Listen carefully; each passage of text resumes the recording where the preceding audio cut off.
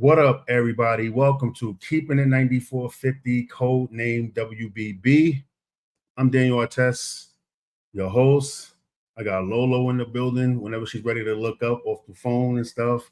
I'm trying to see the link. What's up, y'all? I got Kate out in the Tex Winters comments lounge and everything. We have a pretty good show, man. Shout out to everybody in the chat too, by the way. Darius, we see you already in there, man. Thank you for joining us. Felicia, what's going on? Hope all is well with you. We are in the building today. So, Lauren, how you been? How's your week going and everything? What's going on? Talk to me. Listen, I'm Black and blessed. Okay, the best two things to be in life. So I'm doing well. Today was a bittersweet day for me. My baby boy is going to Tampa with his grandparents for 2 weeks. Because I'm going on a family cruise, and he's not coming along because the price was gonna be the same. Like, it was no discount for children, and I'm like, oh no. So yeah. Anyway, he's going there while I'm gone. So this is the longest I've been away from him. So I'm trying to just keep it all together. Yeah, I feel you, man. This is the longest I've been away from my boy too, as well, man. You know what I mean? Shout out to Austin. You know what I'm saying? Shout out to Austin. What's up, Austin? Yeah, I miss him and everything. He's good kid, man. That's my guy right there. Big fella right there. Getting ready for school, actually. He's getting ready to go to the third grade. So he told me he was nervous.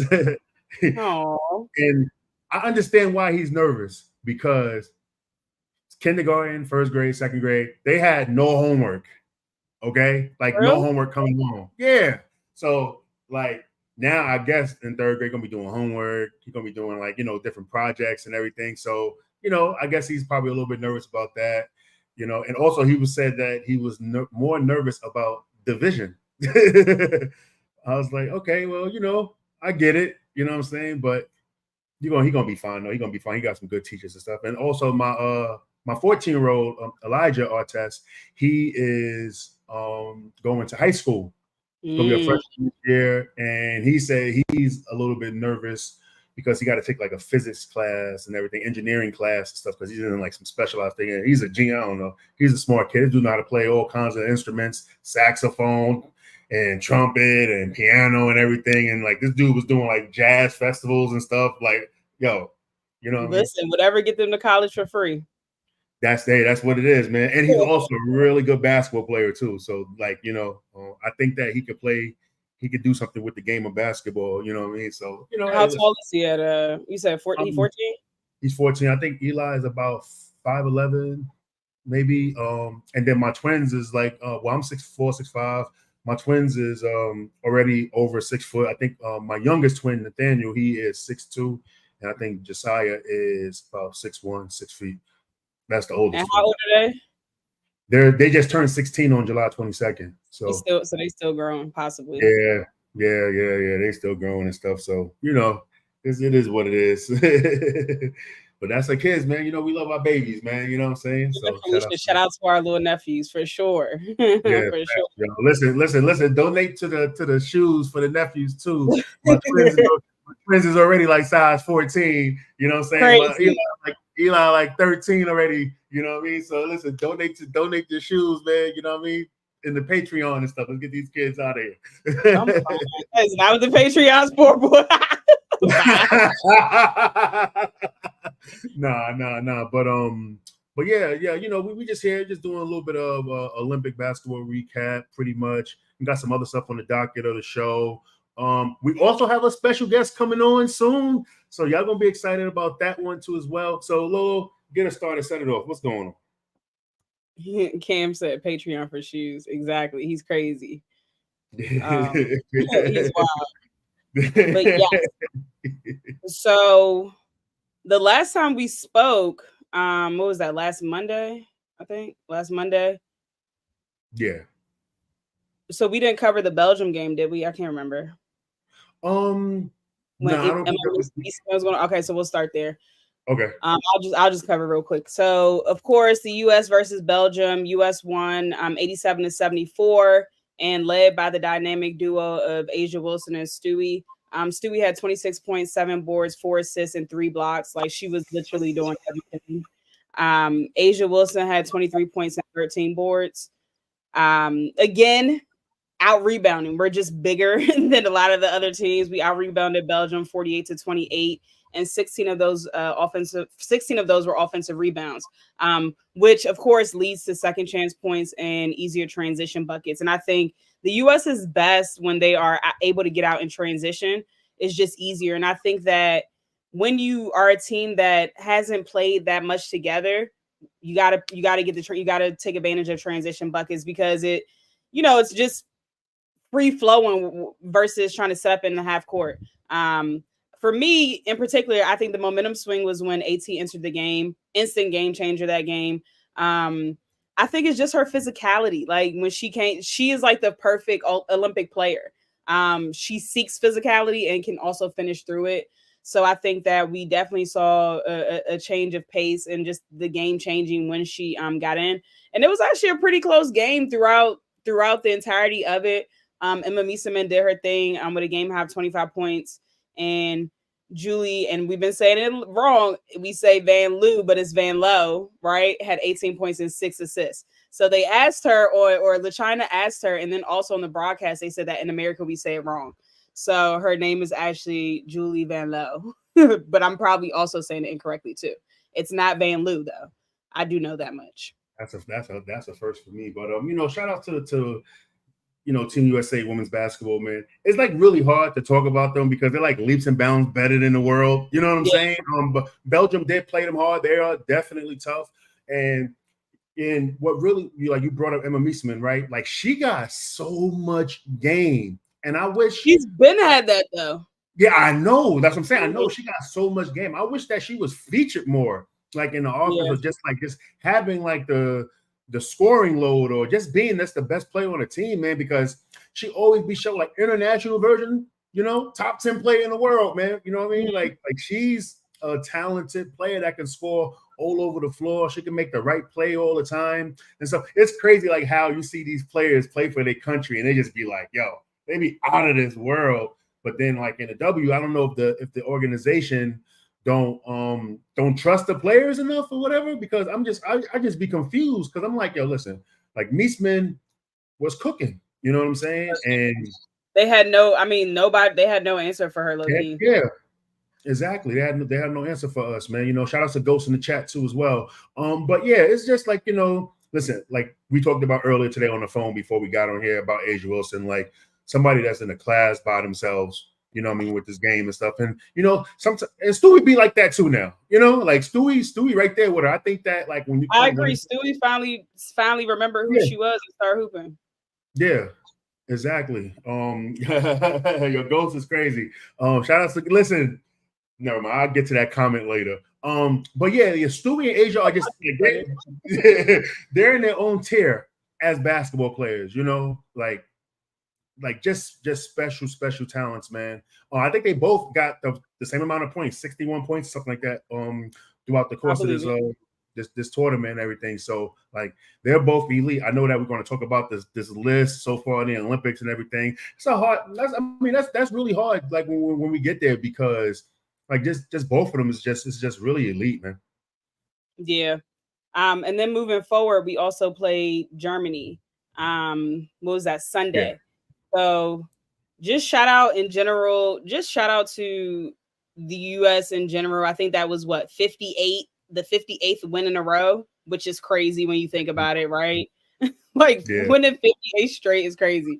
But Sunday they concluded the group stage when they undefeated Germany. Jackie Young. What else can we say about Jackie Young, right? Breakout performance off the bench with just a game changer, in my opinion. Shot 5 from 8 from 3-point range at a 63% from long distance, and then scored 19 points. I think she had 4 steals and 4 rebounds. Like, was just flat out hooping. You know what I'm saying? Like, Jackie Young was definitely a difference maker in this game. And I don't listen, and I tweeted it. I love Cheryl Reese. I think she's a great coach. I hate the starting lineup, and I don't see why Jackie is not getting more PT. Now, after what she did in Germany, she has to play more. It's no reasonable explanation why she's not getting more playing time. Jackie and Alyssa Thomas are the two players that are built for Olympic competition because they are seeking contact and can finish through contact. So I'm not really understanding why Jackie, who is the best perimeter defender on the team, why she wasn't getting any burn before now. And then also from an offensive standpoint, she gets hacked all season in the WNBA without calls and can still finish around the rim. So it just doesn't, to me, it didn't make sense. So I'm interested to see on Wednesday what Cheryl does and if the lineup is still the same with DT and Chelsea Gray. I do like the adjustment with her changing it at half, bringing in Sabrina and Jewel to start the second half. I don't mind Sabrina and Jewel starting. I would have preferred to see Kai out there because she gives you a slasher option and she's quicker.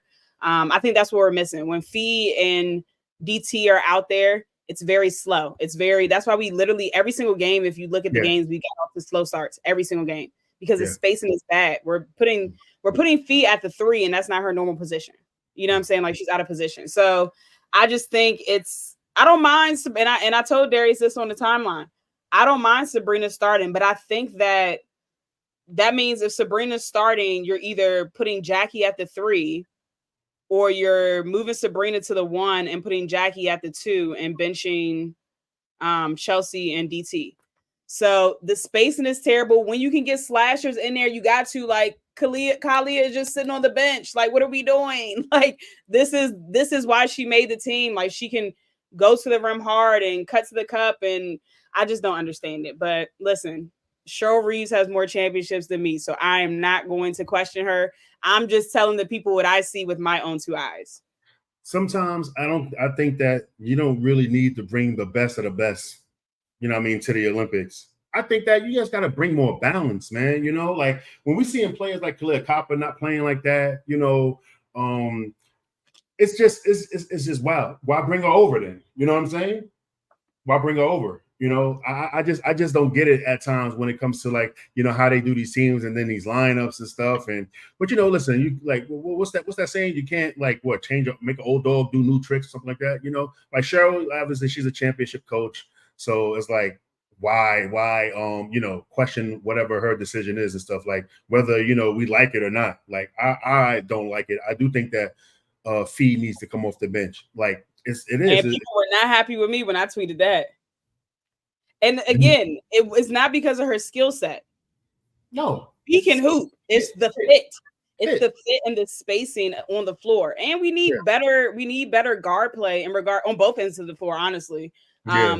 But if I had to start, so I think Kyle has to start, and I think you got to find a way to get Jackie in there. So Chelsea, sorry, sweetie, might got to go to the bench.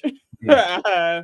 They're not going to listen. As long as they winning, it's not going to change. It's like the same thing on the men's side and stuff. That's true, right? Like on the men's side with that dumbass, you're going to play this game, you're not going to play this game lineup. That is annoying to me. But I can't say nothing about it because they're winning this. But I hate it. I hate it. You know. And that's what it comes down to. Like, no matter what, we're so much better than everyone else. It literally just doesn't matter who we put out there, honestly. So we all on Twitter keep complaining about the rotations, but we're still winning. So it doesn't, you know, it doesn't matter.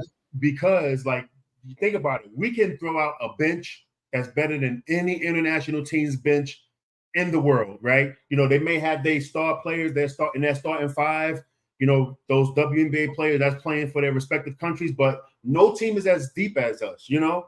So yeah. I just don't like how, like, sometimes these rotations be like, why Kalia Copper isn't playing that much, like why Fee is not on the bench, just being the best sixth player in the world, you know? Like, I think she does better with the second unit as well. Yeah, so. Yeah, she does. I mean, but yeah, you know, I mean, her coach ain't. Come on, that's her. That's her. Yeah, exactly. Yeah, they ain't going. Nobody doing nothing like that. You know what I mean? Nepotism all around. I love it. Yeah, nepotism on the NBA side, nepotism in the W. Right. I'm gonna read some of the comments really quickly. Go said, Alyssa Thomas consistently tops in the league for assists. No offense to the point guard, but Alyssa much quicker against these international teams. Trey but no song said Jewel has been been disappointing. I've been saying that all season, but people seem to disagree with me. 21 titles, not sure if that's Brittany or Shantae. But they said our spacing is terrible, which is true. Darius said put KFC in there to cook. Okay, Darius. Darius. I feel like we could have sent the Gamecocks to Paris and we would have still won gold. I don't know, man. They might be a little too physical. Those players, come on, man. You got to get women a little bit more respect. Yeah, man. Let's not disrespect the pro game now, okay? You know what I'm saying? Speaking of physical, though, Asia has been getting her ass beat, and no fouls have been called. Like, she has been getting dogged, but I think it will help her actually when we transition back to the W season because she's figuring out and continuing to learn how to play through contact. Yeah. But, listen, this is FIBA basketball. This is what everybody like now. You know what I'm saying? Everybody get tired of the soft play of American basketball. In FIBA, you're not going to get those whistles and stuff. So it's cool. Like, we even seen it on the 3-on-3 side. You know what I mean? Like, players is getting knocked on their behinds. You know what I'm saying? Like, it's like street ball, jail ball out there, man. It's really like that, man. But it's been fun to watch because I like it. And it's cool that these referees are swallowing their whistle sometimes. But it's not like these opponents are out to hurt the players too. They're just playing physical style of basketball, and it's the Olympics, man. This is the pinnacle, man, of your life, man. You know what I'm saying? Of your sports life. That's kind of dope to really just like put on as much as we hate the USA, I'd be like watching these games with pride and stuff, man. Like, let's go, let's go. Even though y'all don't like us, let's get it. Right. So it's really dope. Like the whole Olympics as a whole, like. It's just been amazing. Like I just been locked in on it, just watching all these other events. Sometimes like with basketball, I'm just going here, and then it's like beach volleyball. They got a former NBA player playing in beach volleyball, Chase Budinger. I'm like, yo, it's all over the place, man. So like it's just really dope to see like how these players really like just like at the top of their game and everything. But like back to the women's side of things, man. Like you hit everything on the head, man. Everybody in the comments hitting everything on the head, except for Ghost with those Gamecocks, man. Listen, the Gamecocks will not medal in the Olympics, okay? I'm letting you know that right now.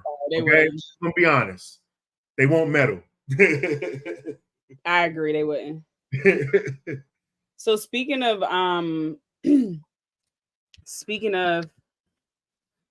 medaling, well, just speaking of women's basketball in general, because we didn't talk about this. It happened while we were like I guess on a small hiatus. What do you think about Paige signing with Unrivaled before she's even done college? And we didn't talk about this at all, as we didn't say that we're going to bring this up, so I'm putting you on the spot. But what do you think about Paige signing with Unrivaled and then also having an NIL deal with them, kind of getting a piece of the ownership? Fire, man. It's a new era of basketball, man. Like, listen, like it's a new era. And I also think that they probably reached out to Caitlyn. Caitlyn was like, nah. You know what I'm saying? So let's reach out to the next famous person who probably might be more famous than Caitlyn. You know what I mean? So I think that you think reached out to her? You kind of got to, right? You kind of got to reach out to her and stuff. They off. Listen, she's turning 350,000. I mean, she's a millionaire, but she's turning 350,000 down.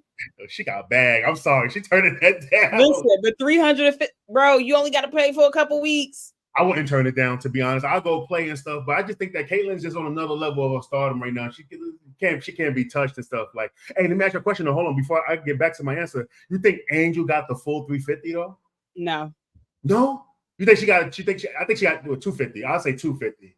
Maybe. I mean, because from what I gathered at the Unrivaled event is the 350 is for the top players. She's not a top player. I mean, respect. What about that notoriety tax? Like, because if Caitlyn is going to Unrivaled, she's getting the full bag. Yes, she's getting the full bag. But it's levels. It's levels to it. Yeah, yeah. So I think with Paige though, I love what they did. I want to know, is Unrivaled looking for TV, like a TV thing now, like kind of what Athletes Unlimited got. You know what I'm saying? Because Paige is a name. Obviously they are. They mentioned it at the event. They mentioned it. They're looking for they're looking for TV opportunities to Yeah. televise it and stuff like that. So yes, they'll get it. They'll get it if the right people like look at the list that's playing. So, and I'm mad that we ain't got no graphic of Unrivaled on there. I wish we would have had that in here and stuff. But man, look at the list. Who's on the list? Yeah, they're going to get the TV deal. I think people want to see them play and stuff. I think that people want to see Angel play too as well. You know what I'm saying? So, oh yeah, she's going to bring the people out regardless. Yeah. Angel like off court stardom. It's crazy. Like it's easily in the top 3. Crazy. Out of the entire league. Her stardom outside of off the court. I mean, she was just dancing and slapping Meg's butt on stage the other day. Like, I don't know how Angel can be in somewhere in the Caribbean and the next day be at the like that. She don't have the same 24 I have. I mean, but again, when you're young, listen, when you're young, you can move a little differently. Yeah. When you're early 20s and you got that money, you won't move a little differently. Yeah. Definitely facts. But like back to Paige though, right? Like giving her a piece too, the equity and everything. That's dope, man. Dope. That's really dope for what they're doing and stuff. You know, a little UConn love right there, a little UConn sprinkle and stuff. Listen, they take care of their own. I mean, listen. Smart. She's going to be the number 1 pick. Yes. Everyone seems to love Paige. She has a great personality. It's not really the racial divide that other players are getting. You know, it seems as if all cultures love Paige. I think it was a great move. And I think it was great for her because Paige is someone that can get NIL deals from anywhere, right? Yes. So I like that she is betting on Unrivaled and you know, saying like, hey, I believe in this and I'm going to help you guys get to the level where y'all want to be. Yeah. No, I definitely agree with you on that, man. Like, I cannot wait for this league to start, man. It's going to be real interesting to see how, you know, these players, you know, play this 3-on-3. Are they going to do FIBA rules 3-on-3? Because I love it. I hope they do. Sure. And I'm still interested in how they're going to choose the teams. Yeah, that's an interesting one too. That's going to be very, very interesting. 1-on-1, somebody going to get cooked. 1-on-1, somebody is getting cooked. Hold on, I gotta stop y'all real quick. Not Dayshell sliding in here late, child. Yeah. Late, come on, Dayshell, you know better. Ghost, come on now. Don't pretend you didn't have a whole $3 in the collection plate for being late. Yo, come on, right? Man, you know? All right, so what's next? What else we got going on? All right, let's see. I just want to make sure I am getting everybody. Big Baby, what's up? He said, "Who has an advantage right now to win the championship in the WNBA?" I'm not betting against the Aces. I don't care what anybody says. I'm not betting against the Aces. That's fair. I'm not betting against the Aces. Facts. I can't, man. I just feel like now that everything is back, you know, they're back to winning and stuff. Even though their record don't look like it is, but they're back to their winning ways and stuff. Like I think they're gonna be fine. They're gonna be fine. You know, obviously, got to see what's up with Chelsea. Mm-hmm. How our body's going to respond and stuff like that. But I'm not going to bet against the Aces. I'm a living down this hill this year with them and stuff, you know. But if they don't win, I hope the Liberty wins so I can just be like, they can get a championship before the Knicks. If anything, you know what I mean? Like, please, it's up with the Knicks, man. Listen, the Knicks just swindled Jalen Brunson, so they might actually do something this year. Okay, we got the graphic here. Oh, okay, Kate. Thank you. For the people that can see, we got the Unrivaled graphic, which I love how they're doing it, by the way. I love it. Please make these t-shirts. Please make these into t-shirts, please, because this is fire. That is true. Please, like fire. I like the 305 Barbie and stuff. You know what? I'm not really a fan of the whole Angel Reese Barbie thing and stuff. I think that she needs like a different nickname. You know? Listen, if she likes it, I love it. I know. I just if she like it, I love it. Have at it. All right. Before we move on from the 5-on, well, we are going to move on from the 5-on-5, but I wanted to just give a shout out to the Nigeria team. Like those women have low key been, you know, doing their big ones. So I just wanted to give some flowers to them. I think they're the first team, the first African team to get to the quarterfinals, I believe. Yes. So shout out to them. I saw some tweets today online that said pray for the U.S. women because Nigeria is on the way. And I just started cackling like, okay. I definitely bookmark it because I'm going to go talk trash afterwards. Nigeria does not have a chance. All right, as great as they've been, great stories. Salute to them. They took down Australia and they took down Canada. Come on, stop. Let's. Let's I'm gonna be say real. right now. Yeah, we're not gonna have a Disney movie about this run. Okay. There ain't gonna be no Disney movie about the Tickets or whatever their name is and stuff. Like, I think I said the name wrong. But there ain't gonna be no movie about this one. But they will be scrappy for a little bit. But then listen, Team USA too much size, the bench. Like, not to really talk about all that stuff. It'll be fun though. It'll be fun. I do wish my homegirl Victoria was on there though. I do wish she was still on that team and stuff, man. Shout out to Victoria McCauley. She played with them in Tokyo and everything. But I wish she was on that team still. But listen, like they got that coach. Coach is doing a great coaching job and stuff. She is. I forgot what school she's at, but shoot, the coaching job she's doing right now, I even think that it's a success if Nigeria can. I don't think they're going to win. I think they're going to get blown out. But let's just say if they can get it under 20 in a loss, that's a great coaching job. Yeah. I'm sorry. That's a great coaching job right there. We're not really even supposed to be here. So if they can at least make it competitive for like a couple minutes, more power to you. But I think they're going to get 30 piece at least. So the Nigerian people, right? They go on Twitter Spaces after all the wins, yo. They was deep on Twitter Spaces the other day. I would be right in there too. Like they've never gotten this far. We spoiled because we used to it. But the funny thing is, they always be like, hello, can you hear me? Can you hear me? All the time for like 2 minutes straight. Every time. I'm like, yo, hold on. Once you're on the space, you're on the space. Yo, you're good, my Nigerian brothers and sisters. Every time it's like, hello, can you hear me? That is crazy. Now, if they do the improbable and beat Team USA, yo, hey, look, Go said under 20 is a loss, is a great coaching job, bro. I want you to be my boss. Hey, listen. I hope this is the same Ghost from. I don't know if it's the same Ghost from before. Yeah, I'm not sure. It's probably not and stuff, man. I'm not sure. Yeah, nah. Yeah, under 20. I mean, listen. I think Team USA might win by like 60, man. Maybe one of them games where they just going to just blow them out. They didn't really have, like, Team USA women's basketball didn't have like a really convincing, that blowout win that we know where they're winning the game like 108-39 or something like that. Like, I mean, look at the lineups. How can we? That might be that game. I wouldn't be shocked. Yeah. It depends on how we come out.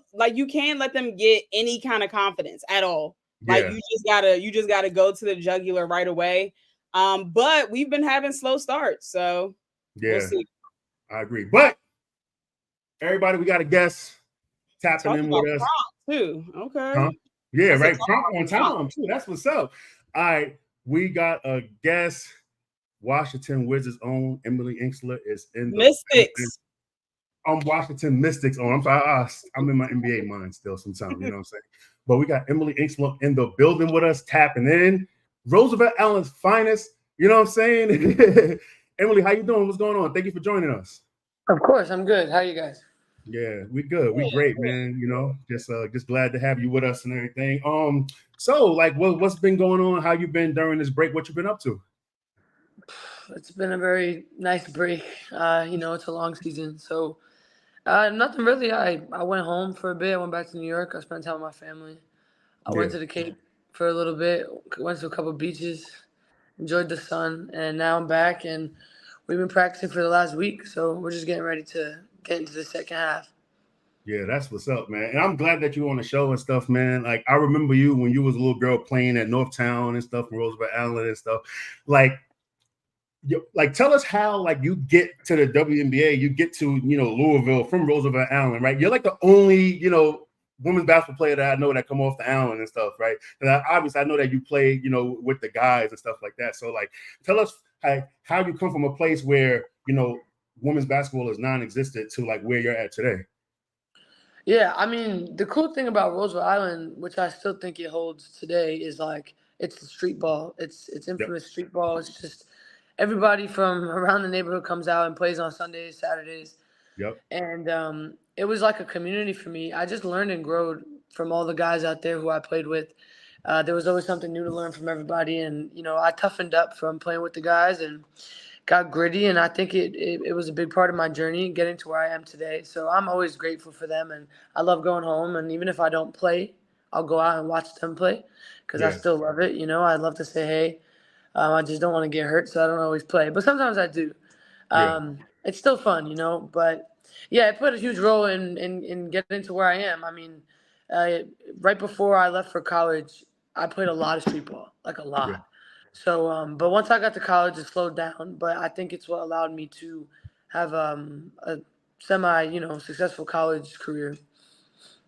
Now Yeah. you mentioned playing. Sorry, DA. You mentioned playing with the boys. Was that something that not street ball, but what about like organized basketball when you were a kid? I know a lot of women sometimes grew up where I'm a little bit older than you, but sometimes grew up where they didn't really have many girl teams to play on. So was that your story in regards to playing like a rec team with the boys, or were you able to actually solidify your skills versus playing with the girls? Yeah, so I played for CYO. It's the Catholic Youth Organization since I was in either second or third grade, and we did not have a women's team, and it was just me. There might have been one other girl one year, but it was usually just me from second or third grade till I was in eighth grade.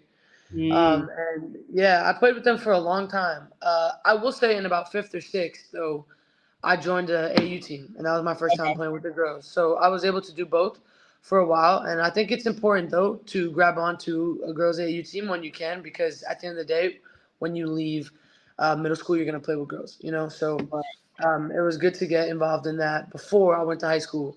But I say it all the time. I played with a lot of my close friends growing up, and even if we were cool, like I was just at a camp talking about this. The guys didn't always want to pass me the ball. They didn't always want to Mhm. get me included. It's just how it was. Like Yeah. I don't know if it was a trust thing or like you have to prove yourself before you do everything kind of thing.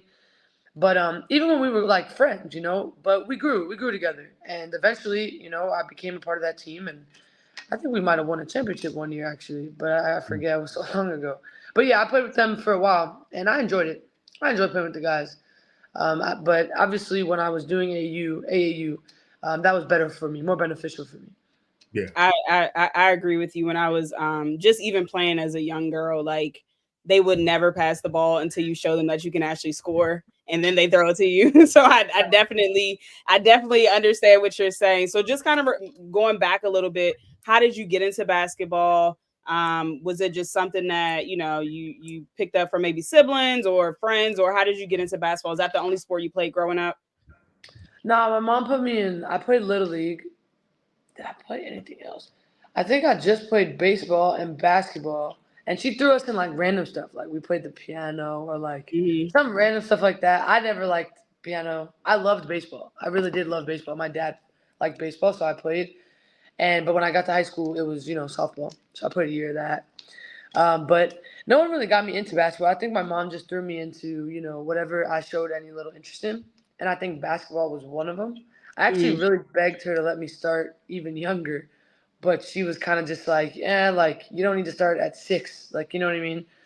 So I think I waited till third grade, but I'm glad that she let me because it stuck. Obviously, I did really enjoy softball though too. I just once I got to high school, it was hard to play softball and AAU, so I Yeah. kind of had to give that dream up. But it's all good. Yeah. So I think if I can remember, you went to Christ the King, right? Or no? I went to Christ the King, and then I Okay. went for the next 3 years to St. Francis Prep. Okay. So and you played with AAU, you played with Exodus? Nah, I played with the New York Bells and then at New Heights, but Okay, New yeah, Heights. Yeah, okay, cool. That's what's up. That's what's and up. Queens Um, Express.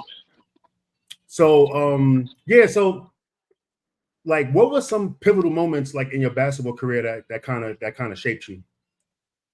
That's a great question. I would say transferring high schools was definitely one of them.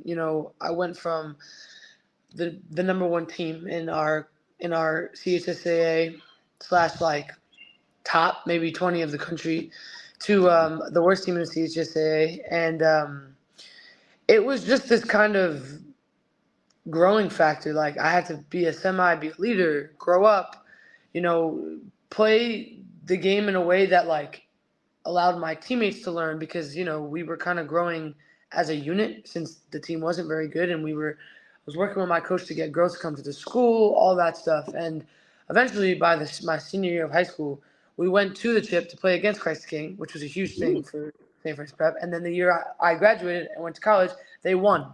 So it was really cool to watch them grow, like with and without me. Like, to leave and see them continue to do what they did. And the girls I played with, a lot of us went D1, which is very impressive for that school because they didn't have a lot of that before then. So that was a big one for me. And I would also say transferring to Louisville was definitely a growing part in my college career that elevated my game a lot. So those are two main ones. Yeah. Listen, before we move on, hold on real quick. Before we move on to college, I read something. Quadruple double in high school. What the hell? 27 points, 29 rebounds, 11 assists, and 10 blocks. Can we? Okay, just walk us through this game, please. Please walk us through this game. I couldn't tell you who we played. I don't remember, but I know it happened like twice. Yeah, those are absurd stats. I mean, absurd. Yes. I was tall. It must have been a team that probably didn't have a lot of height. So that's probably where those blocks and 30 rebounds is ridiculous came in. Right.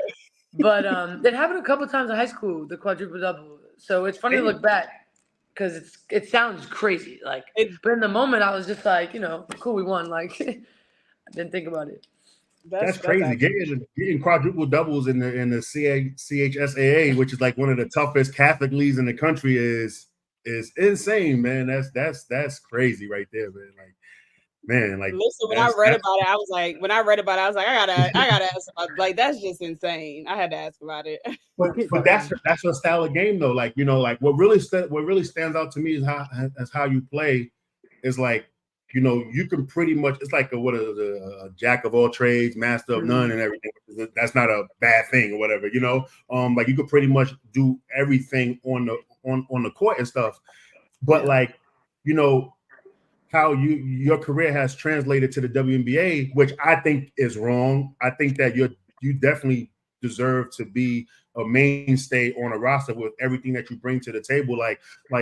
And you even talked about it, the struggle on, getting on the roster. I know that you was in Indiana, which I'm actually in Indianapolis right now. Obviously you had some injuries and stuff like that. I actually did a 15-minute episode of you when Indiana let you go. I was hurt. Damn. I did a whole episode on you, man. And how does knowing your skill set as this player, as you are, as confident as you are in your game, but also knowing that it's kind of hard to make this league, even though I think that you belong, I think that you think that you belong. How's that going for you and stuff like that? First off, I appreciate you. That's a lot of love. I think I belong here. I think there's been moments though where I questioned it, and that's the kind of thing where if you wanna be a dog in this league, you need to not question that. I think there was a lot of growth for my confidence. And it's gotten a lot better. I think the journey was hard, not because of anything specific, but mainly just because there's so many players in the world and so little teams in this league. Mm-hmm. And at the end of the day, you kind of just also have to be grateful for what opportunities you do get, etc. Leaving Indy hurt. I just got there, you know what I mean? But at the same time, I thought to myself, maybe this is just for the best. And I think it was a good mindset. Getting picked up by many, I was always very grateful for. It's that hardship before you make a roster that really is what allows you to figure out, to get your shit together. What do you need to do better? What do you need to be better? I went back and I worked really hard on my game. I got hurt. I had shoulder surgery, and getting back from that right after the hardship was just a grind. I was grinding. I was with my coaches from King, coaching there / working out, coaching every single day, trying to get my shoulder back. And it was a grind. If you really want to make it into the league, you have to grind, especially with injuries, all that stuff. But it all worked out. I mean, at the end of the day, I made a roster now. And I think the thing is, though, when something like that does happen, you have to understand that, getting back into the league and getting a role is not easy. And just to be patient with that. I haven't done anything yet, but I'm trying to. I'm trying to be something for, DC like in any way I can, and this organization has showed me a lot of love, and I've grown a lot with this organization. So I'm happy and I'm appreciative of them, and I want to continue to do that so that one day, I can keep solidifying roster spots, but having a bigger role. Yeah. No, I agree, and I think that I really believe that. I'm not saying that because you're on the show and stuff. Like I really like followed you for a long time, and I really just appreciate everything that you bring to the table, and it's showing this season. Like what you just said about the grind, about the work paying off, is showing up. Like you had games where you scored over 20. You know what I mean? More double figure games and everything like that. Like you are. What I feel like you're in your comfort zone and stuff like that. Even though, you like you said, you still, trying to, make it in and everything like that. I still feel like you feel comfortable in Washington. So like, how has that transition been going for you? Like, as far as like the team welcoming, taking you in and making you, get this confidence, as that you have today. Yeah. DC's done a really good job of, allowing me to come in and just specifically like our coaching staff. Like Coach E is definitely someone who lets me know like, when you're open, shoot the ball. Like I'm playing you for a reason, shoot the ball. I don't have any like restrictions, and I really appreciate that, especially as someone who just got back. Like you kind of want that confidence in your corner. So I appreciate that about them. They're very much a confidence booster in my game. Every single person on the staff, and as far as the players go, it's the same thing. It's the same thing. Like I can come off the bench, miss 2 threes, and they'll already know what I'm thinking. And it's kind of like, M, keep shooting the ball. Like we know you can shoot the ball. Keep playing hard. Keep shooting the ball. Keep your head up. So I really do appreciate that. It's the same thing in practice too. But I really do like this group a lot. I think we started off the season a little rough, but I don't think it defined who we are or how we play at all. We've obviously dealt with injuries and all that too, but I think the second half of the season is going to be different for us, and I think we're going to really prove like how we should have started. It's kind of like a little fresh start, but I'm excited. I hope that they're doing, because we do our power rankings every week. We got tired of just like Mystics 12, Mystics 12, Mystics 12, and stuff like that. Like, you're a winner. You're a winner. You won everywhere you going and stuff like that. I know that has to be tough.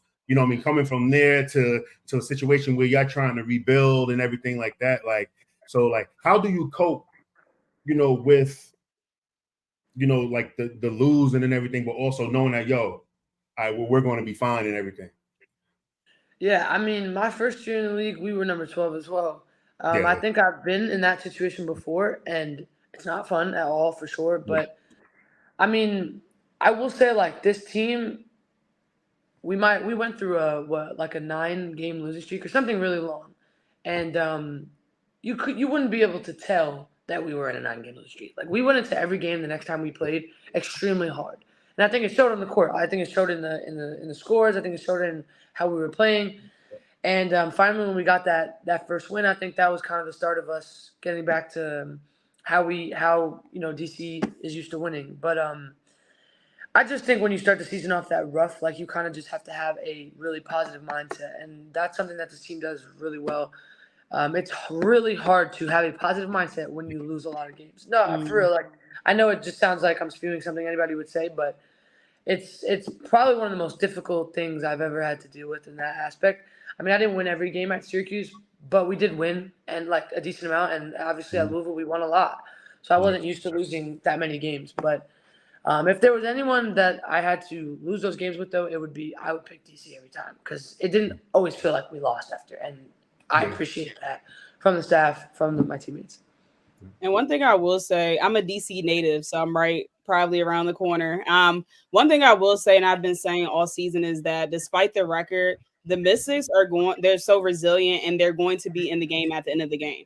I think in my opinion, the main issue is just executing towards the end of the game. The first 3 quarters are great, and then the fourth quarter things start to fall apart. And I think that's also because of, injuries.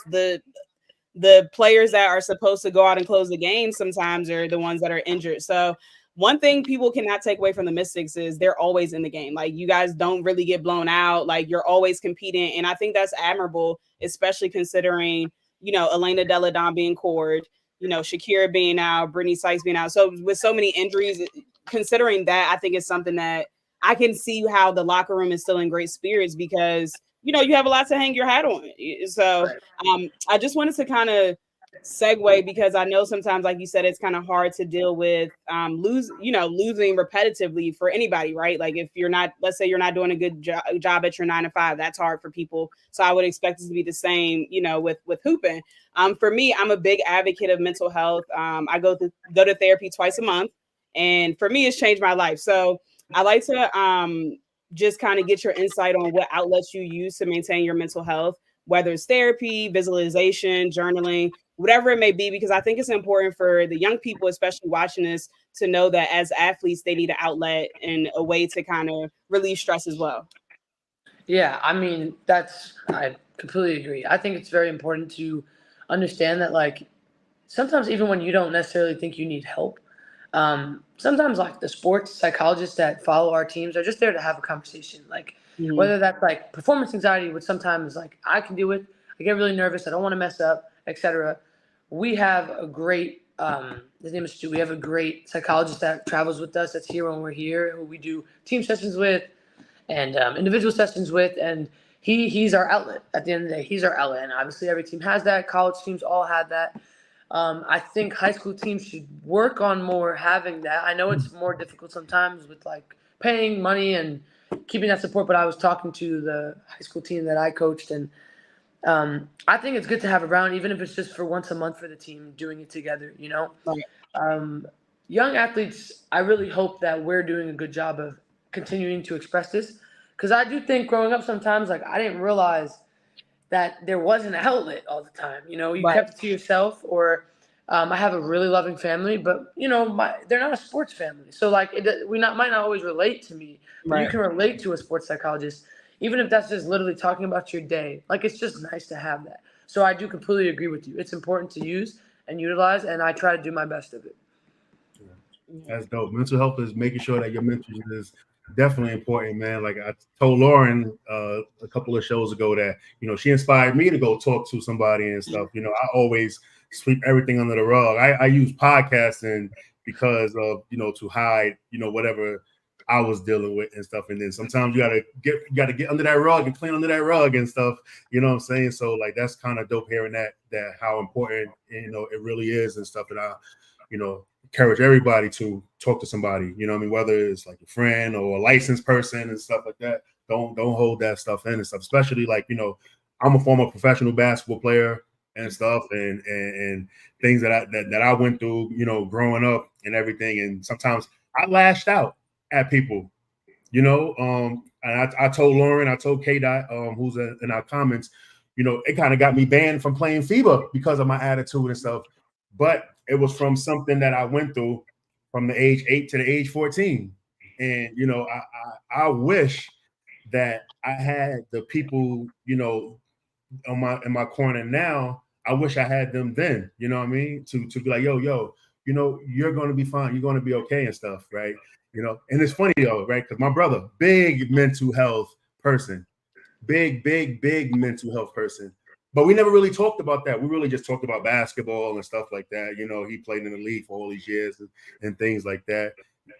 So it was really hard for me to navigate it to get the help that I need as a person so I can, thrive in this world. It was times where, I was very much at my lowest and stuff. And, it was crazy and stuff. So it's really dope to hear that, that what you do to get away from it all.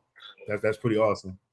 Yeah, for sure. I mean, it's you mentioned that, like, I don't want to use the word back then, but even like 5 years ago, like 4 years ago, it wasn't the same. I don't think it was being, I don't think we were maybe utilizing what we had / telling the younger generation, like, you have outlets. So I really hope that like we continue to do a decent job of that for exactly what you just said. For the kids who are 8 years old, 10 years old, 14 years old. That's when they need to learn it, though, so that when they do get a little older and have it around them, they're not afraid to use it. It's important. It can make or break you at the end of the day, So I totally get what you're saying. Definitely. I just had a question. Since we're in the Olympic season, which sport outside of basketball do you think that you would be able to compete in?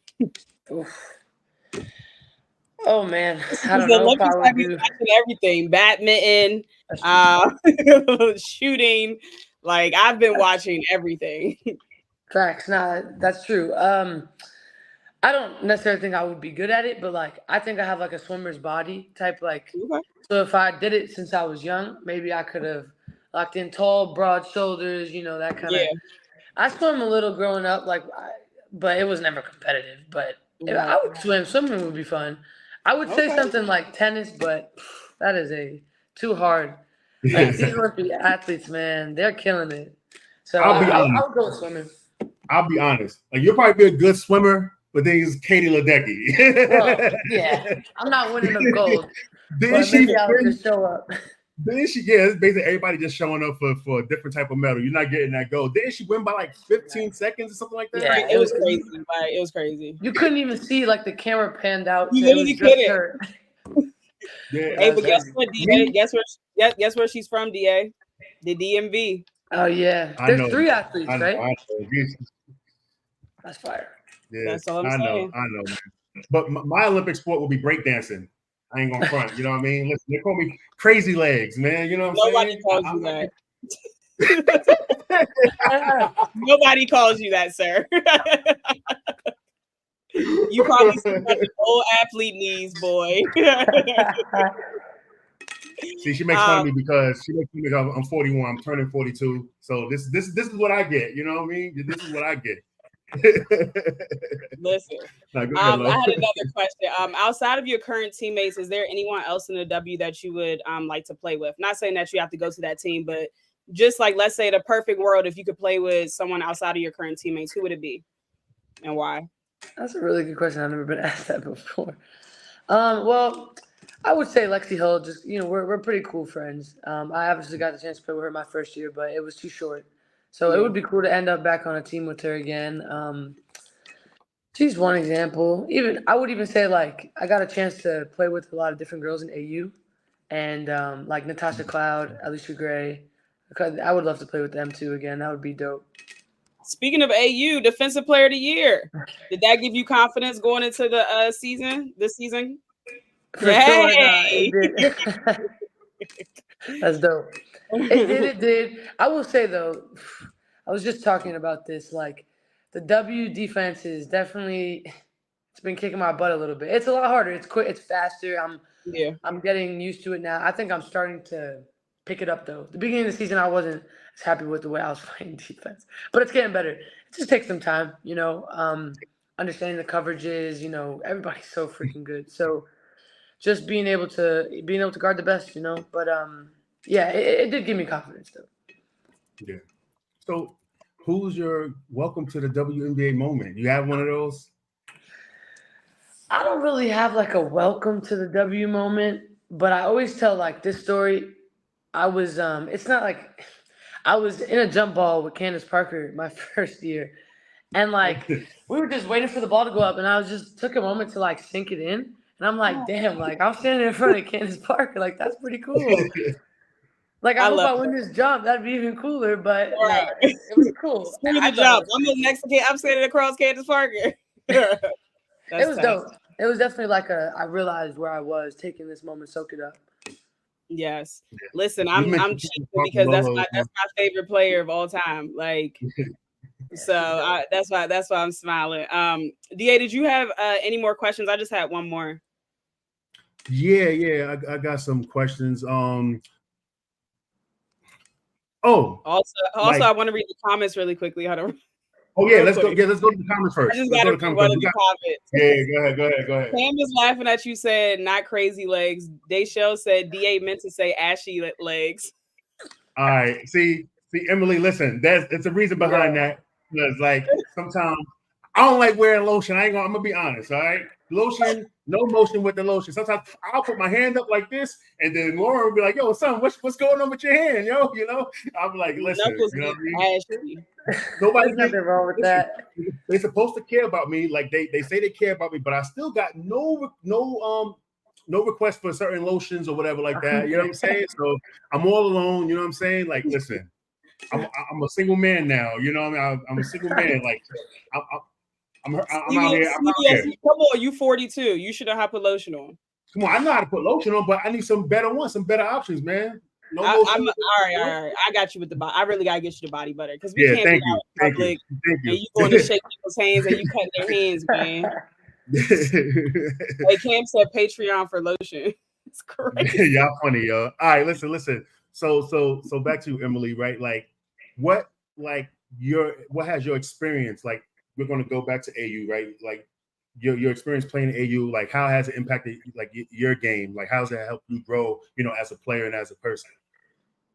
Yeah, I think the main thing that I took away from AU was being able to, communicate with these other great players. Like, for real, just being able to be around them, and like AU is a little different. You get to spend time with them in the same hotel as them. So I was able to learn from a lot of different people in that aspect, and I appreciated that and grow some friendships. And I think it did a lot for my game, though. Like, I don't know if it made me feel more comfortable in the W, just knowing more people or what, but it was definitely a dope experience in that aspect.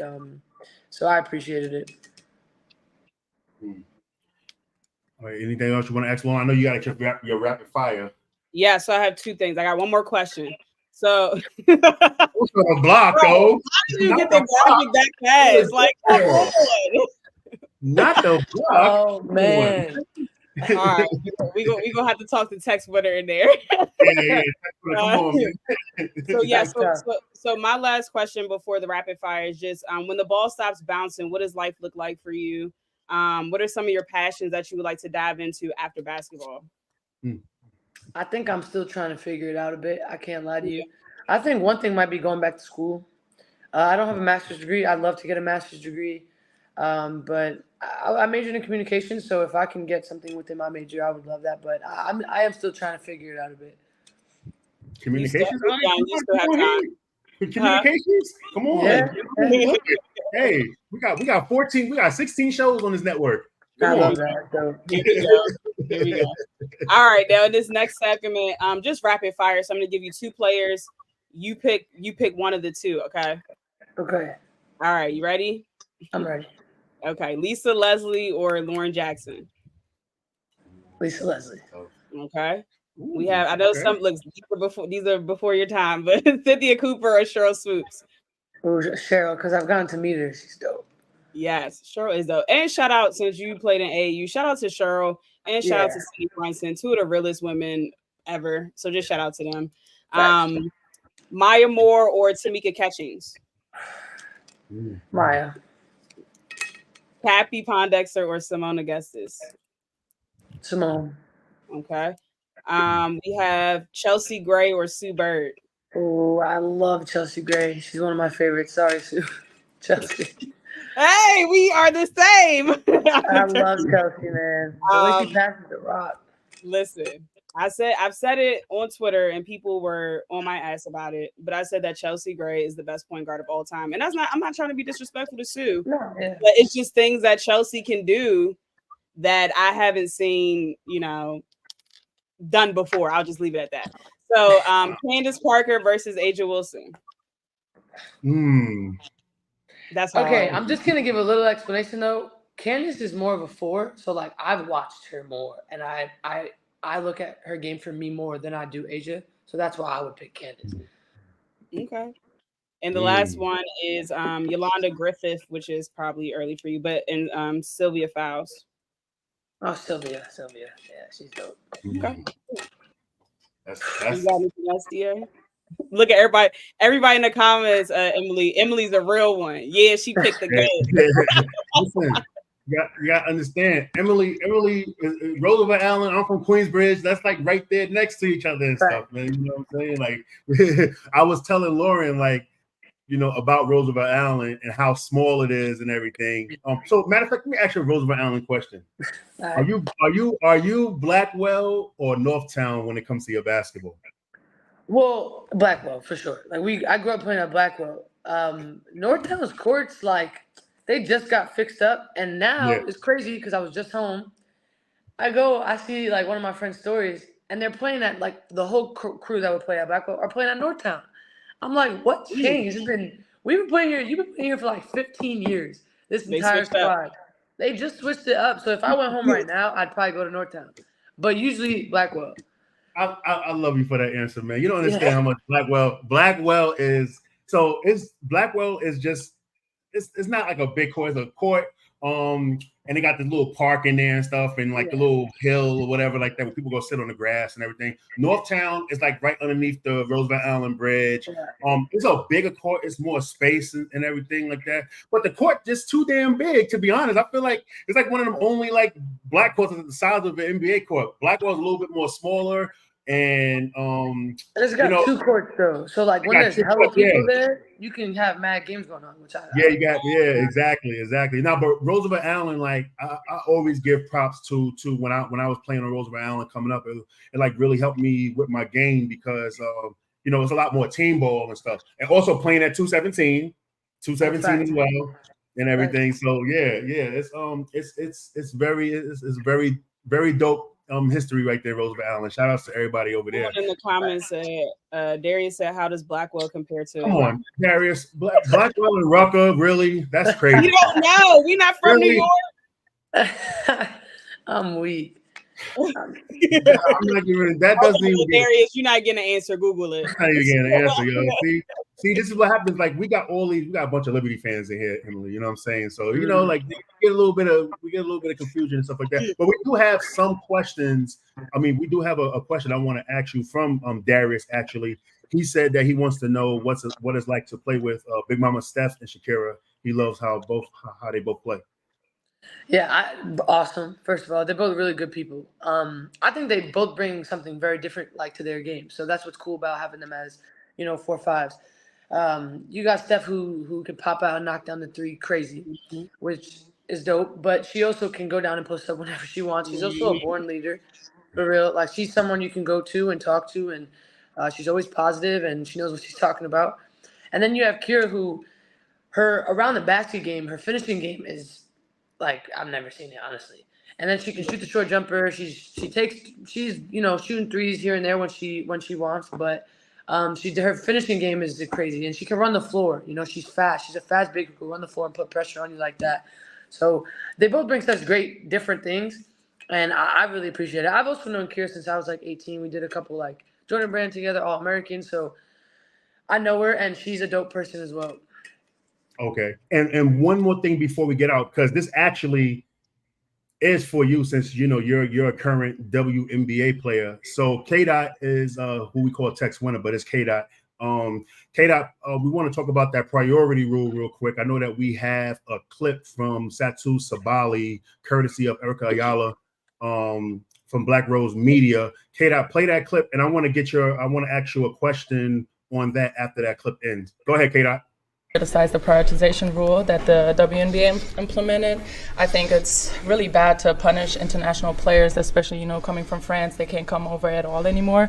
That's just unfair. And I think the NBA does a better job of incorporating international players, also pushing them in the media. Like, there's a clear disparity in that, and I think it's just great to see how good international teams can be, and that the WNBA obviously should, support us as well. It goes to media rights, to just, wanting to keep us in the league. And as of now, it doesn't seem like the WNBA really supports international welcoming play. Do you have confidence that can change, especially like for as well as like Germany's playing on the global stage when you come to these big tournaments, when other teams show that the U.S. is not the only ones? Yeah, for sure, but I think that Kathy Engelborg can also make a stance in really wanting to incorporate international players in the new CBA, where we are in the new negotiations, and I think that can be a point that we can make, like, hey, maybe we were a little too drastic on the prioritization rule, and not only keeping, the rookies in the 2 years that can in the end come, but then you're missing training camp, and that's like, you don't want to miss training camp as an international player who maybe only have one shot at it, but then you make significantly more money overseas, so then what do you do? Right. I thought, they probably have. I'm about to say, hold on, Kate.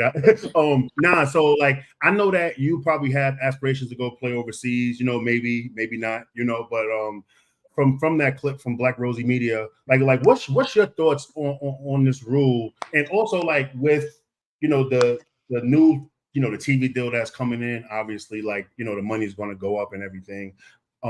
Like, how do you feel about the WNBA with this priority rule? I mean, obviously, I think it affects any player who wants to play overseas. Yeah. If I want to go overseas, like I'd rather not have the rule because it just limits my countries as well. And ever since COVID, I've talked a lot to different players, agents. Like, it's been a clear drop in money for us overseas as it is, and like harder to get contracts, especially since like when I was young. You're hearing like, oh, you're gonna get 400,000 if you're a W player. You're gonna get this much if you're a W player. And I came, and that is not what everyone's seeing. Which obviously it matters, like how good you are, etc. Your name, your image, your brand. But even like I was just talking to a lot of girls in the league who were saying like, no, you would have made that if you played 5 years ago. Like, so it's already dropping in money. So to have less countries to pick from because we have to be back on time is also really frustrating. Obviously, I want to be back semi on time for the W. I want to play in the W, but like getting suspended for it or not being able to play an entire season is tough because now it's like, okay, what do I want more? The dream I've had since I was like 10 in the W to stay in the W, or do I want to be a little more financially stable? Right. So I don't know. I mean, I think it can still work out. Like you could play in the W and then you might make a little less, or maybe it's a country you didn't necessarily want to go to, but you're still going. So you kind of just have to make that sacrifice, I guess. But yeah, the rules are a little annoying. I can't lie. I mean, it is what it is, though. I mean, I want to play in the W. I'm gonna come back on time, but it definitely wouldn't be my like. I would rather not have that rule. And for the deal, that deal is gonna change our lives. So first of all, like let's just start there. That deal is gonna change women's game. Like that's huge. I don't know what the money will look like. I don't know when, but that is huge. And especially with us adding more teams and needing more funding in that way, I'm so grateful that the women's game is getting the attention they need, and appreciative of all the people who that's happening because of. Yeah. Thank you for that, man. It's not. I do have one more. We actually had a CBA show where we kind of talked about. Just kind of went through the documents and looked at all the things that the last CBA deal brought, which was better than the previous one before that, but still not like I didn't know a lot of things like how they do with maternity leave. I was looking into that just because I'm a mom, right? So I was looking into how women had to pay for a separate room for their children before the last CBA deal, and just the different things on that. But this has nothing to do with the CBA. I will say before I move on from the CBA, I will say that I think that the number that's going around is 2.2 billion. I'm grateful, but I think it's a low ball for 11 years. That's just my opinion. I think it's a low ball, especially with the talent that we have in the WNBA now. And then what we have coming down the pipeline. We have, Paige, Juju, Kiki. Like we have so many good players that are coming into an already talented league. I think they're low balling 2.2 billion. But what I've been reading was that after 3 years, we would be able to renegotiate again. So that's just my opinion on that. I think when you look at the numbers, even when you look at like what the women's numbers are bringing in for viewerships, even from the Olympics, right? Or even when you look at the regular season, like the numbers have, even before Caitlin and these rookies came in here, the trajectory has been going up. Like it's just been growing and growing within the last 5 years. So I think that I think it's a low ball. I agree with Cheryl. I agree with Cheryl Miller on that. I think it's a low ball. But before we let you go, the hot topic question that everyone has been asking, of course, we got to ask you this. Rookie of the year as of today, who would you be choosing? I know, I'm sorry.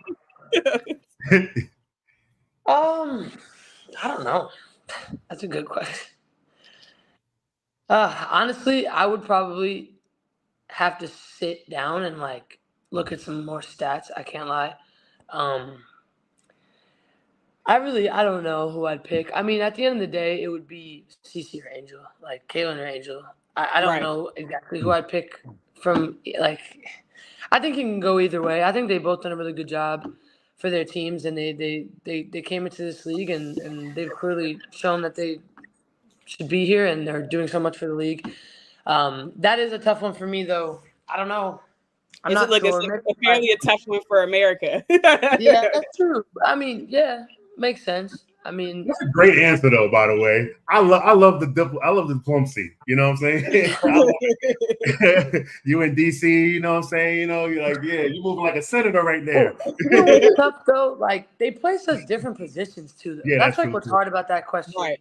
Yeah. I can agree They with that. bring such different things to the table as well. Yep. So that's a tough one. I don't know. The good thing I don't have to make She's that like, call. I'm glad I don't gotta. She's like, I'm glad I don't gotta. So like Exactly. in your locker room, obviously, like I know it could be probably crazy sometimes when maybe like, you know, when these new rookies coming in and then they just forget like, you know, this league been growing since before that, you know. It's just that this year just took a meteoric rise like Bitcoin in the early 2010s and stuff, you know, but it slowly has been growing regardless. Like every time we've seen a game on national TV, the numbers, there was never no regressing. You know what I'm saying? So like does it get kind of like annoying and like just in the locker room talk? You don't have to like, you know, really go into the whole conversation and stuff like that. I just always wanted to hear from a professional locker room perspective of like, yo, nah, this is not what it is. You know what I'm saying? Like, what about us and everything? Wait, so ask that one more time. Sorry, I I'm don't know. confused too. Sorry. I'm so sorry. I also might have blanked out. I don't know. No, it's okay. No, I'm just saying from like, so like y'all in the locker room, you know, obviously you with the Mystics and everything, like does that conversation of Angel Reese, Caitlin Clark, you know, sometimes like, you know, overshadows, you know, the rest of the league? Like, how do y'all take that in the locker room? Is it more like a support these players type of thing? Or is it just like, yo, damn, like, what about us? Yeah, I'm going to be honest. And I'm not saying this in a disrespectful way. I don't necessarily think we talk about them like a crazy amount. Like, or maybe I don't know what's going on. But yeah, like I don't think we're in there just talking about that as often as people think. But right. I would say I really think that the W player supports these girls a lot more than the media / people in the world think. Like I don't hear anything bad, so I'm gonna suggest that they're supporting them, obviously, specifically in our locker room. Like I've never heard anything bad. I never, you know, but we don't really just necessarily talk about them either. So right, and I think people don't realize that it's media constructed. Like that's, you know what I'm saying? Like it's purposeful. And I think that people just think that the WNBA players just sit around and talk about it. And it's like, no, like we're actually real people that have real life problems and have real life things going on, you know? For sure. We're going to let you go, but we have one more question in the chat for you. Also, really quick, I'm so sorry. I just want to shout out Aaliyah though in that conversation. And I know that like we're stuck on Angel and Caitlin, and I get that, but she has had a really good year for the games that she's played. And I think she's gotten overshadowed a little bit, but she is an amazing teammate for real. Like I'm really grateful that I've gotten to know her, and she's a really great basketball player. So I definitely think she deserves to be in the conversation for sure. So I agree with that too. And that pick and roll with her and Paige next year are gonna look good. There you go. But the last listen, I'm trying to be courtside, baby. Come on. The last question that we have is from Darius. He said, ask Emily who her WNBA Mount Rushmore is, and we'll end on that. I know. Listen, I didn't do it this time. It's not me. I don't know. I mean, I'm gonna pick again when I answer these kind of questions. Like I truly base it off of like who I loved watching growing up. So like people who were in my position. So like Stewie, Candace Parker, even like Deladon. Like these are all players I got to actively watch and try to take their game so that I could be, you know, the best player that I could be. And I'm gonna throw in Fee right now because I've gotten the chance to play with her, and her game is honestly like phenomenal. Like I've watched her drop 40 like 2 games in a row and just make shots that for her height and size, we're the same height and size, are really hard to make being that height and size. So she's definitely someone who I think deserves to be talked about more. But again, I'm basing this on like forwards / like my position because that's who I look up to, etc. Yeah, which is, I mean, not a bad list though, because I always say I was a guard playing as a child, but I always say that the WNBA, in my opinion, the best players are the bigs. Like right now, at least the last couple years, the best players have been the bigs, and so that's not a bad list to have. Yeah, I mean, if I was a point guard, my list would probably be completely different. You know, there are so many good players in the league. Right. You know, I would have thrown Chelsea. I would have thrown Chelsea on there, but it's just that's who I model my game after. So I always have appreciation for them. Yeah. Well, thank you for tapping in with us. We really appreciate you Sure. joining us and everything. Yo, wishing you best of luck, second half of the season, good health, you know what I mean, good energy and everything like that. So that being said, yo, thank you for joining us, man. Talk to you soon. Thanks, guys. Appreciate it. Wow. All right, y'all. That was Emily Inksler of the Washington Mystics. Lauren, great interview. That was fun. That was pretty fun. You know what I mean? So we had mad like, yo, I got one more final question. We probably got like 5 of those. I know she probably like, girl. Oh God, but really dope interview, very engaging and stuff. So that was fire right there. I really appreciate that and stuff. So what else? Anything else we got to talk about real quick? Do you want to talk about Cheryl and Elle, or should we just? Yeah, let's talk about that. We'll give it like 5 minutes and then we're out of here. We'll give it about 5 minutes to talk about that. So set it off. So for those that don't know, Elle Duncan, who is a sports media personality, you can see her on ESPN and other shows. Look at Felicia, let's talk. She recently came out with a 4-minute video, I think on her podcast, saying that Sheryl Swoopes was hating on Caitlin Clark. She doubled down on it and was basically misquoting some of the things that Sheryl Swoopes said on her podcast, which is Queen of the Courts. And she went on like a little rant and basically was like, yeah, Cheryl, it's looking bad. Like now it really does look like you're hating. And then the next day, less than 12 hours, she recanted and said that she had misinformation. And that she didn't listen to the whole podcast or watch the whole podcast. She was just rushing throughout her day and saw the clip and went from there. So yeah, I'm gonna let you respond first. How do you think, Elle Duncan, did you receive the apology? How did you receive the apology, number one? But also, what did you think about the whole ordeal? Well, I think the whole ordeal was more nonsense on Elle, right? You're a professional. You know what I mean? Like you're a professional on the biggest network in the world, and you didn't do your research. Yeah. Like you didn't check your researches, like you didn't check that. Like, so that was a definite L on her part. I also didn't like her social media response. I need that apology to be the same type of volume as that disrespect that you posted on there, So that was another one of my of the issue I have. Also goes to say, like when you're talking about Caitlin Clark, or if you're hearing Caitlin Clark news in the third person, you actually gonna have to go and listen to everything in full. You cannot do no clips. You can't do that at all. You actually gotta go and listen to it, because they're gonna take these little bits of sound bites and create and craft the narrative that they want. You know what I'm saying? That's what it is. This is whole rage bait era of content creation now, where people just do and post wild stuff to get the masses going crazy. Elle Duncan fell right into that trap, and the blowback was crazy. But she did say she apologized to Cheryl, like on a text message or on the phone or something like that. She did that. That's cool. But the way that she was responding to people, it was very like kind of condescending and everything, just like, y'all some peasants on here or whatever. You know what I'm saying? I kind of didn't appreciate that. But like, she's a great on TV talent and stuff. And, she slipped and had to take that L and stuff, like you got to do your work, like here at the 9450, when we're looking at something, we're doing our research. You know what I'm saying? We're doing our research. If Lauren be like, hey, this is what I want to talk about on the show, then here I am like, all right, cool. Let me go see what she's talking about. Let me tap in and look online and see what's up. And then if I see a video, then I got to watch the video and everything. It's a lot. You know what I'm saying? Yeah.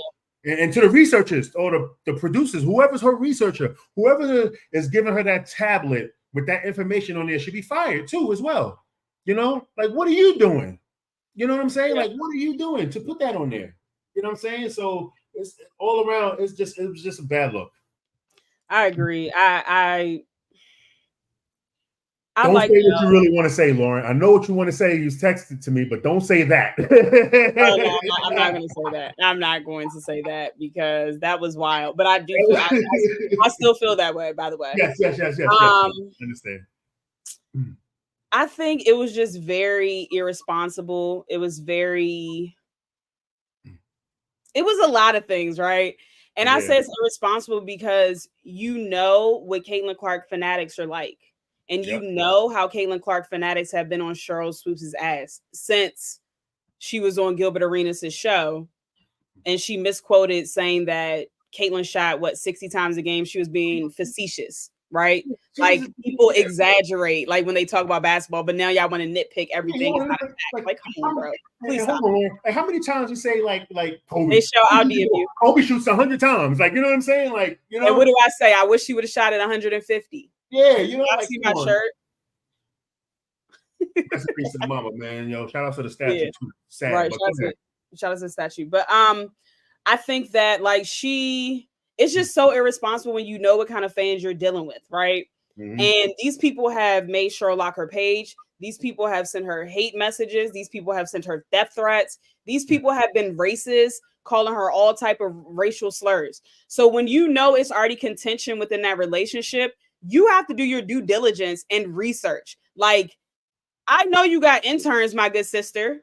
Like, I know you have interns. If you don't have time to watch the whole thing, have them watch it and report to you exactly what happened, not just clickbait. Like, that's just, with her type of platform, that is just very irresponsible. Now, if we did it because we have a smaller platform, people might not blink an eye, right? But she's literally a personality on national television. She cannot have a mistake like that. And I do believe in grace, right? I believe in grace. So I appreciate the apology because it's hard to take accountability for most people, right? However, your apology got to be as loud as the criticism. Yes. Period.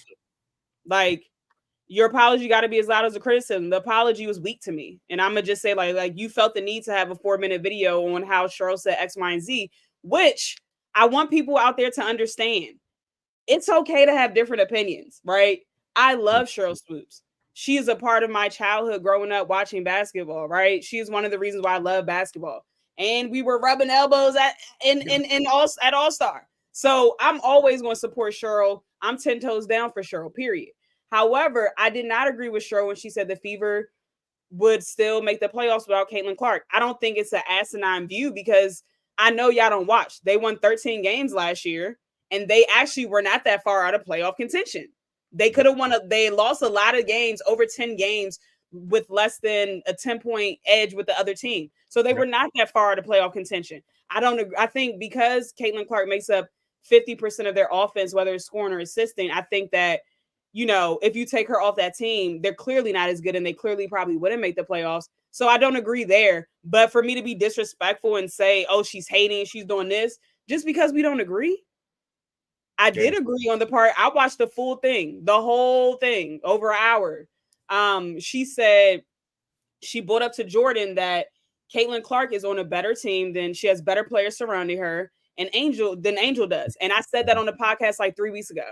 Like I said, remember I said Caitlin was the first pick, Aaliyah was the first pick. Then you go, Nalissa Smith was the second pick. And in 2018, Kelsey Mitchell was the second pick. So she definitely has better, like, that's not even a question. And people were talking about that and bringing up Katie Lou.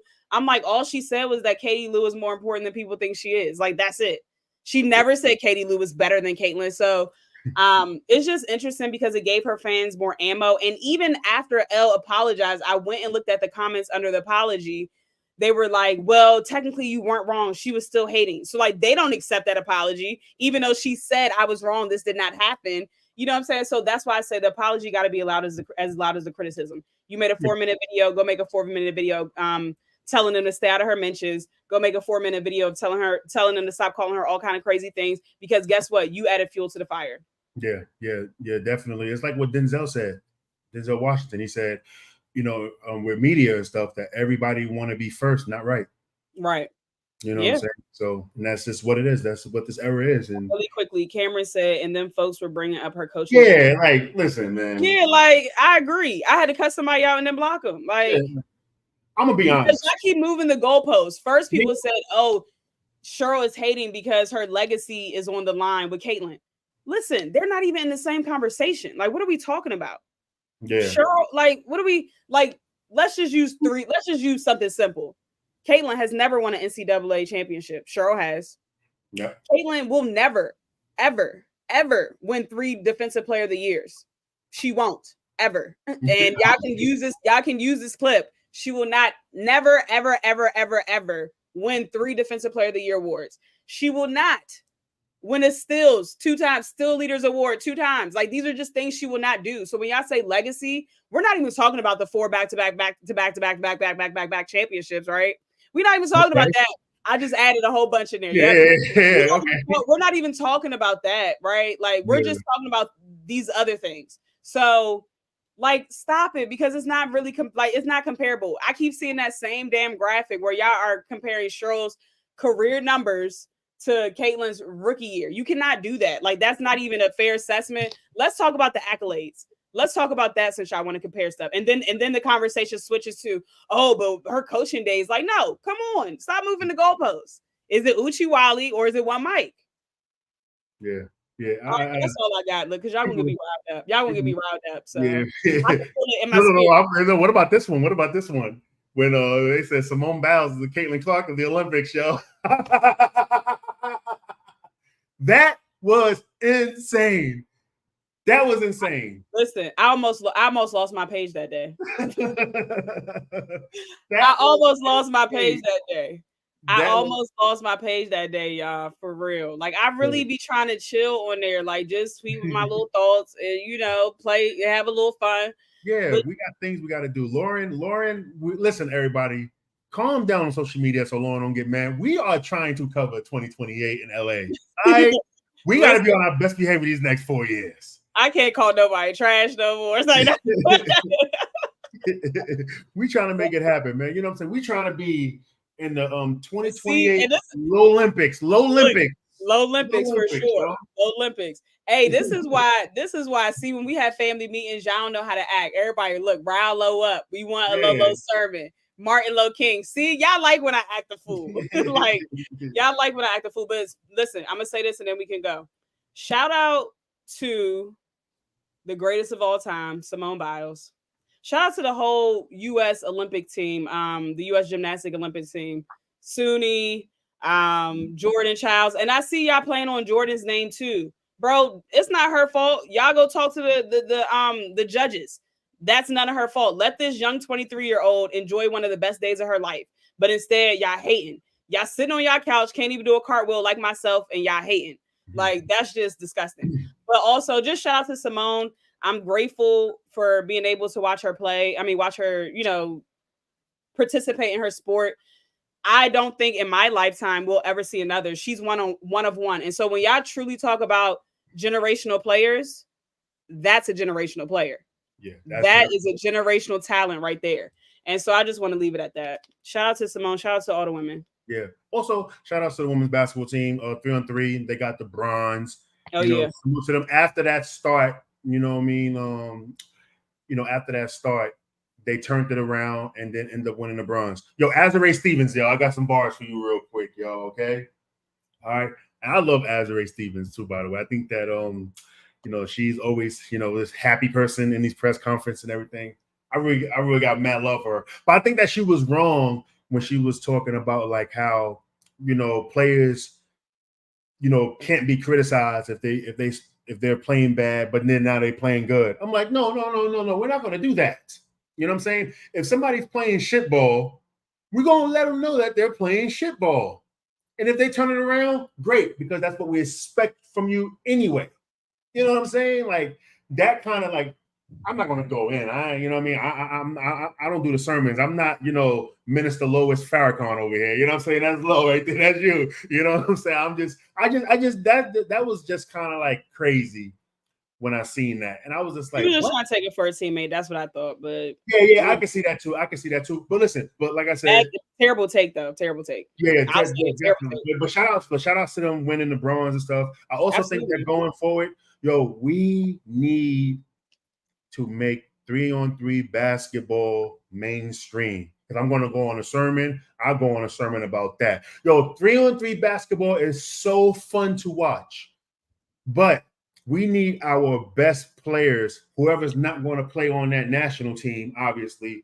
We need players to commit to playing on 3-on-3, right? And they're talking about like national team is like the the main stage. You know what? It's the Olympics. A medal is a medal. All of them is the same thing now. You know what I mean? It doesn't matter whether you play on a national team or 3-on-3 basketball. You medal.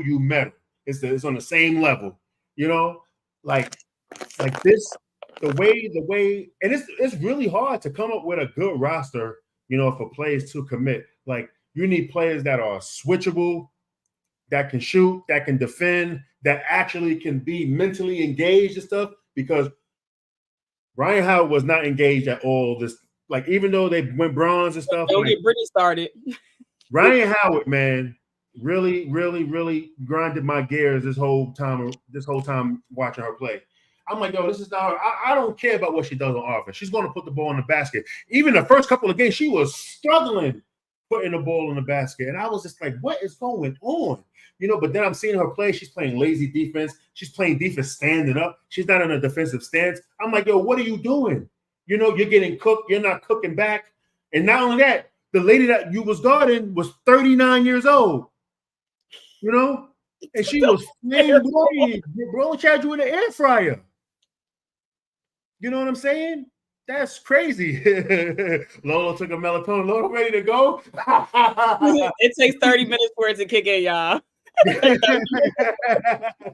Not sponsor us too, by the way, whatever that company is. No, but I just want our country. We're the best basketball. Whatever it's 5-on-5, 3-on-3, we got the best talent. But we do need more commitment and stuff. You know, we really do. But it's hard though. I was reading. I know. It is hard. It is hard because you gotta play all these tournaments and stuff, man. I really want to check some out in person too. So I cannot wait I really want to check this 3-on-3. I just like the action too. The action, yeah, Cameron, you're right. Yo, Lauren going to sleep with it's going to take me at least 2. I guarantee you I'm gonna be tweeting for the next 3 hours. It's going to take so for the people that can't see, I took 2 melatonin while I was on here. It's 9:30. It says take 30 minutes before you go to bed. But I know how the melatonin works for me. It's going to take at least 2.5 hours to activate. So I got to start the process now. So basically, Lauren gave me the Dave Chappelle show wrap it up button in pill form. No, but real quick, I wanted to just say because I was very hard on the roster for 3-on-3. But then when I went back and looked at the criteria that you have to meet to get there, it makes sense why WNBA players and NBA players don't want to play, because for the NBA players, it's they're off season, so they're either training or they are going on vacation with their family, spending time with their friend, whatever the case may be, right? And for WNBA players, it's like most of theirs is when they're overseas. Yeah. So, it's like, do I want to get the bag overseas or do I want to stay here for a chance to play on 3-on-3 in the Olympics? And you're not getting paid for that, you know? Yeah, I know. And also the US of A, y'all cheap and ghetto, because why is gold only 37,000? Yeah, that's crazy. Why is gold only 37,000? And these people are training, like everyone doesn't have the bag like a LeBron or a KD or these players that you see there. Like a lot of these Olympians are struggling, like a Simone Biles, like these people that have big endorsements. A lot of these Olympians are struggling. So they compete their whole life to get to the Olympics. And if they get to the top person in the entire world, the reward is 37,000. Yeah, that's crazy. You can't even buy, you could barely buy a car for that now. And even though I'm not the biggest, Shannon Sharp person or whatever, shout outs to him for putting his money where his mouth. I think he said he's already down $200,000 and stuff. Yeah, because he said 25 or 50,000 for whoever won gold. And I think Ocho matched him too. Yep. So also shout out to Serena's husband, Alexis, and Flavor Flav. They really have been championing these women teams, and I'm here for it. I love it. Flavor Flav and Snoop having fun over there. And listen, Snoop is getting paid to just be high and have fun. Snoop changed the whole game, Like he's like the greatest Crip of all time, man. Like the greatest gang member of all time. This dude out there making $500,000 a day. $500,000 a day just to weird stuff and just go to these events and everything. High as a kite. Enjoying life, man. He's dancing and cheering. Look, $500,000 for that. I'll do that for us. Yeah, please. I'm over there and stuff. But nah, yeah, like Flavor Flav really doing his He good really doing job. his bigger for sure. You know what I mean? And For yes, real. Cameron, I think it was Hong Kong that set over 750,000. Death Row artists never seen. Oh, here we go. They didn't see the day of light after a while. Shoot. Yeah. Well, except for Ice Cube and stuff. Yo, and also, yeah, Ice Cube. Ice Cube is funny, man. Ice Cube just be talking, I think, man. I'm gonna be honest. Like, he talk about this Big 3 thing. Every time he talks about something that's just news, I think that he just want to get his name out there. You know, first of all, he started the whole thing with Caitlin Clark. Now he's talking about like the Big 3. The best players can beat these international, big, and win. I'm like, first of all, the rules is different. Big 3 rules is not like FIBA rules. You know, I don't think that they can win a medal. You know what I'm saying? Unless, they go over there. Now, I think that our best players, now, if they want to invest in Mike Beasley to go be a part of the national team Big 3, 3-on-3, that's different. Well, Mike Beasley be out there getting a bucket. He a bucket. Yeah, he a bucket. Yes, he's a bucket. Now, he different. You know where he from? I know he's from PG. Okay, all right, bet. Just want you to better than Kevin Durant too, so whatever. No, Beasley's the truth, man. You know what? Real quick, I gotta get. Hey, growing up, it was them battling. Like they was 1 and 2. They was 1 and 2 for sure. Beasley going to Miami hurt his whole entire career. He was never allowed to make a mistake and just be like, okay, I made a mistake. Let's just keep going. You know what I'm saying? Like he's basically like Paolo Banchero is Mike Beasley with no punishment. You know what I'm saying? Like really, that's the thing that messed up Beasley's career, man. What we seen Beasley do in college is crazy, man. What he did in college that 1 year, come on, man. He goes to Miami. Miami got the rules. Beasley is different. Cameron said Department of Motor Vehicles. Facts. Oh, here y'all go. That's hilarious. All right, let's get on out of here and stuff, man. We've been on here a little bit too long. Hold on, I gotta do all these freaking ad reads real quick. Yo, my bad. I got it, K-Dot. Don't worry about it. Where we at? Where is it at? Here we go. Hey, don't forget. Salute the Welsh Mode, man, for supporting the show. Experience a unique journey of Welsh Mode coffee. Each cup offers a taste of adventure crafted by our diversity-led teams committed to inclusivity and premium flavors.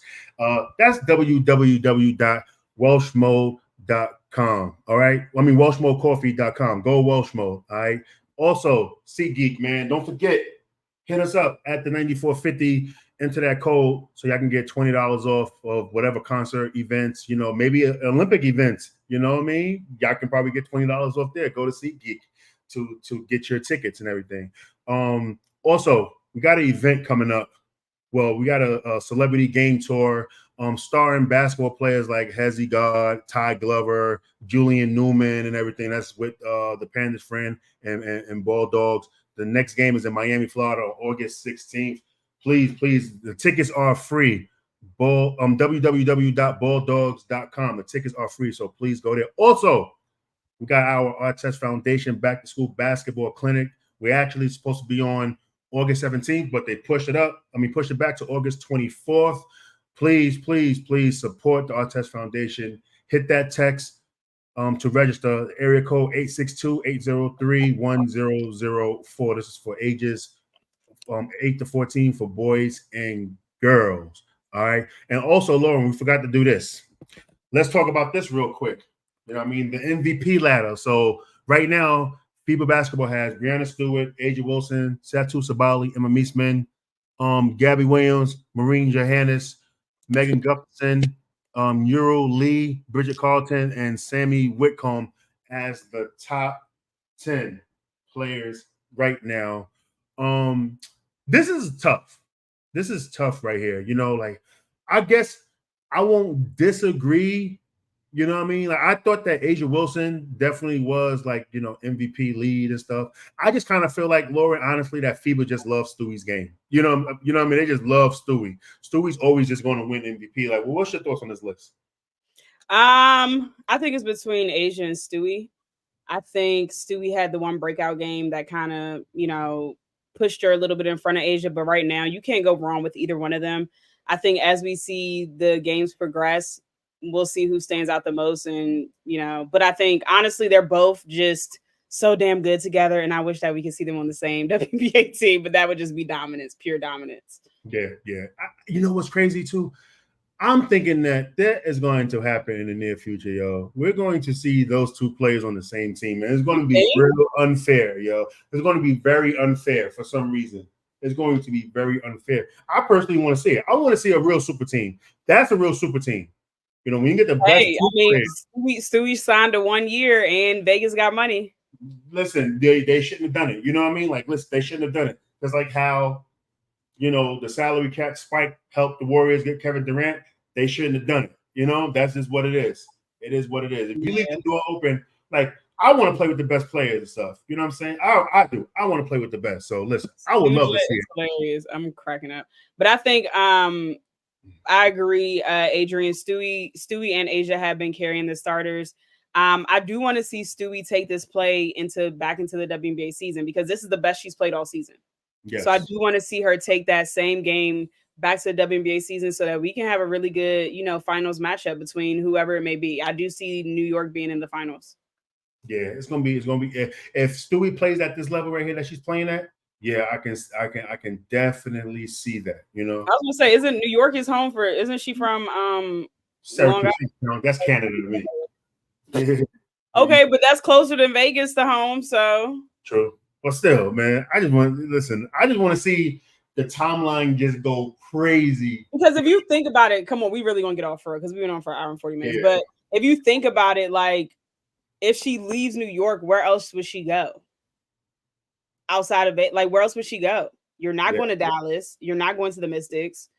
You're not going to Connecticut. It ain't nothing to do out there. Maybe because she is Breanna Stewart, she'll go to LA. Could be. But they building everything around young talent. But they'll trust me, they'll get rid of that young talent quick. They'll do a sign and trade and get Brink out of there to get Stewie in there. I'll tell you that right now. Y'all gonna have Cameron Brink in New York. You know what I mean? Which ain't bad. I mean, yeah, exactly. Stuff, man. All right, let's wrap up. We might be back later because I go out of town Friday, so we might try to get one more episode in before I leave. Yeah, maybe talk about the championship game or something like that. I guess. I mean, if you're still here. So Wednesday they play again, so we can recap that game, and then maybe actually start the what we talked about. So yeah, okay. Yeah. All right, y'all. We out of here. Oh, my bad. Another one too as well. Let me not forget that. Don't forget to follow us on Twitter at The9450, on YouTube at The9450, also Instagram, The9450_, Patreon.com/KI9450, and also The9450_ on TikTok, where I'm gonna be doing some hip dances and stuff, getting my hip. Listen, I'm still waiting for that. I'm still waiting for that Patreon story with you and LeBron. What happened? Yo, LeBron has not been answering his phone, yo. And he out here. He in Indiana. I haven't even seen him since he been here. Oh, yeah, that's crazy. No, because these dudes, they over there doing their thing. They over there. Let me tell you something. LeBron and them are outside. Okay. LeBron is outside. Well, when he come inside, sit him down so I can hear this story. They said, "Lo, your story was wild." Nobody in Lauren. You don't have. No, you told the people. I said LeBron is outside. You saying something about inside. I have to stop you. You know what I'm saying? New York would have paused you crazy, yo, right there, man. Not you was trying to be a basketball wife. First of all, I was not. I would have listened. It's an extended version to the story, so I might gotta drop the extended version to the story. But let's just say, Daisha, my brother is not too happy with me. You should have took one for the team. Like, bro, what? I mean, Nah, come on, dog. All right, yeah, let's wrap this up. All right, y'all be safe. I'm just messing with you. Listen, I'm just messing with you. For somebody like me, for someone, me as team, take one for the team, I suggest you never take one for the team, all right? The worst. JW need to come with a podcast though. That's crazy. That'll be wild. Y'all saying too much. You gotta go. Yo, y'all be safe. Yo, we out of here. Love is love. Peace. Peace. Oh man, these people crazy.